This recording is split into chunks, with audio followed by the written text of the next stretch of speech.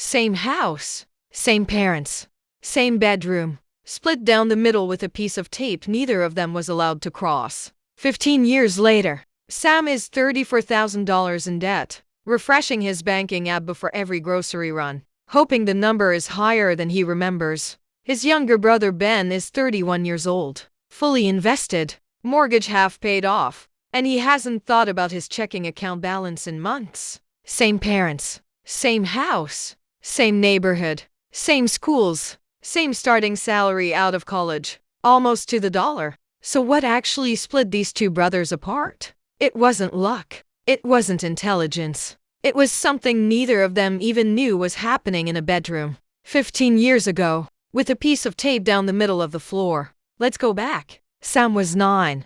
Ben was 6. Their dad lost his job that winter. And for 4 months, money was the only thing anyone in that house talked about. Sam remembers all of it. The hushed arguments after bedtime. His mom saying we can't more times in one winter than he'd heard in his whole life before it. The specific, sick feeling of asking for something and watching his parents' faces change. Ben remembers almost none of it. He was 6. What he remembers instead is his dad teaching him to flip a coin for chores, and his mom turning grocery shopping into a game spot the best deal. Win $1. Same house. Same for months. 2 completely different stories got written that winter, one in each brother's head, and nobody ever went back to edit them. By the time they were adults, those stories had turned into scripts running quietly in the background of every financial decision either of them made.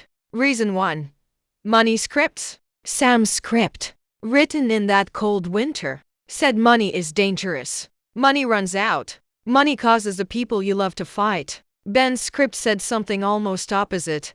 Money is a game you can get better at. Neither brother ever consciously chose these beliefs. They were installed before either of them was old enough to question them, and installed scripts don't feel like beliefs. They feel like facts. Reason 2.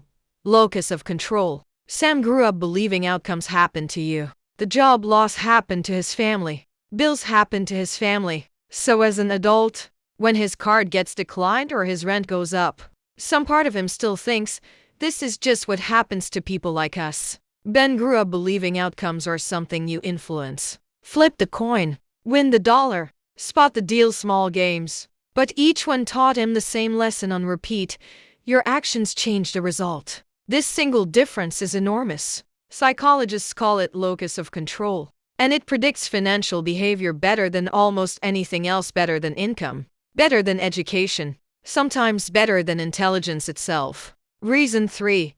Delayed gratification. When Sam feels stressed about money, his brain reaches for anything that makes the feeling stop right now. A takeout order, a new pair of shoes, something that works in the next 10 minutes. It's not weakness. It's a 9-year-old's nervous system, still running the same emergency response it learned the winter his dad lost his job. Ben feels the exact same stress sometimes, but his instinct is different. Hold on. Wait it out. This will pass. Not because he's more disciplined, because his early experience of financial stress ended in a game with a $1 prize. Not a genuine emergency. His nervous system learned that discomfort is temporary and manageable. Reason 4. Identity. Ask Sam what kind of person he is with money, and he'll tell you immediately, I'm just bad with it. Always have been. Ask Ben the same question, and he says, I'm someone who invests.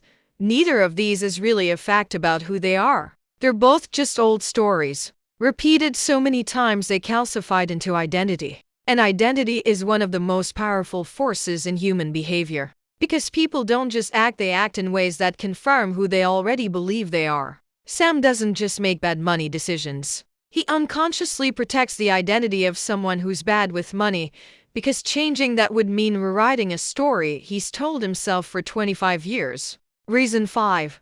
Environment. Sam's closest friends talk about money the way he does, half joking, half anxious, always broke, always waiting for payday. Ben's friend group includes 2 people who talk regularly about index funds and side income. Completely normally. The way other people talk about sports scores, humans calibrate what's normal based on the 5 or 6 people around them. Sam's environment quietly confirms his script every week. Ben's environment quietly confirms his. None of these 5 things: the script, the locus of control, the gratification response, the identity, the environment happened because one brother is smarter or more disciplined than the other. They happened because of 4 months in a house when they were 9 and 6 years old. And nobody ever went back to check whether the stories they wrote that winter were even true. Here's where it turned for Sam. He was 32, sitting in his car outside his daughter's school, and she asked him for $5 for a book fare. And before he could stop himself,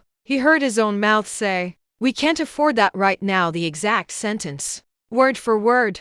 That used to make his own stomach drop as a kid. He gave her the $5. But he sat in that parking lot for 20 minutes afterward, because he realized he wasn't actually broke. He just automatically reached for a sentence that was 15 years old.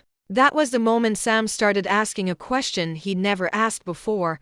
Which of my beliefs about money are actually true right now?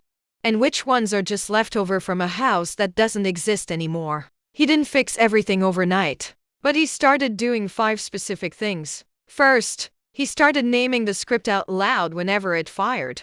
Every time the thought, "We can't afford that," or "This always happens to us," showed up, he'd pause and ask, "Is this actually true today? Or is this the 9-year-old talking?" Second, he built tiny, low-stakes proof against his old locus of control. Small experiments, a specific savings goal he could actually hit in 30 days to give his brain new evidence that his actions did change outcomes. Not just big ones. Small, provable ones first. Third, when the urge to spend to feel better hit, he started using a simple rule.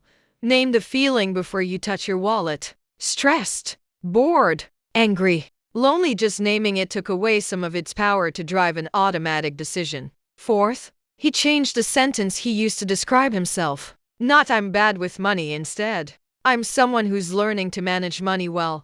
It felt fake at first. He said it anyway. Identity follows repeated action and repeated language, even when it starts out feeling untrue. Fifth, he found one person, not his whole friend group, just one who talked about money the way Ben did, calm and practical, and he started spending more time around that one conversation. None of this made Sam rich in a month, but 8 months later, for the first time since college, his savings account had 4 consecutive months of growth instead of decline. Not because his income changed, because the scripts running underneath his decisions finally did.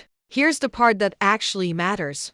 More than Sam or Ben, more than this specific story, whatever happened in your house, whatever your version of that winter was, it wrote a script for you too. You've been running it for years without ever reading it back. The good news is scripts can be rewritten at any age. Nobody has to stay the character they became at 9 years old in a house they don't live in anymore. So here's your challenge this week. Pick one sentence you say about money without thinking, "I'm just not good with this. This always happens to me. I'll deal with it later," and ask where it actually came from. Not whether it's comfortable, whether it's true. If this helped you see your own money story a little more clearly, subscribe, because next week, we're telling the story of the man who looked rich to everyone around him and was quietly one missed paycheck from losing everything. Same honest stories, same simple truth. See you in the next one.